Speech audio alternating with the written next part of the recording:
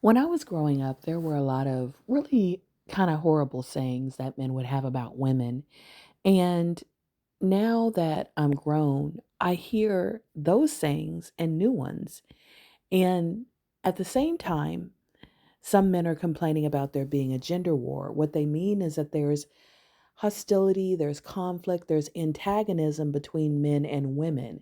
There's a sense of blame, and there's these competing expectations. But what they don't realize is a lot of times they're perpetuating that and expecting women to ignore it and to want to be in a relationship with the person who sees them as a competitor, who sees them as a subordinate, as an employee, as an object. And you hear that in the way that women are described in these jokes, in these memes, in these sayings. But at the same time, the men who will make these same comments about women want women to want to live with them, want to procreate with them, want to love them. But you don't see me as an equal. You don't see me as a person that you need to pour into or invest in. You want to take from me and not give anything back.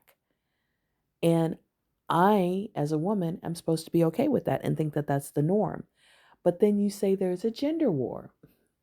What precipitates most wars is, violation of boundaries, a person being attacked, a person being treated as if they are being conquered, and them fighting back is when the war starts.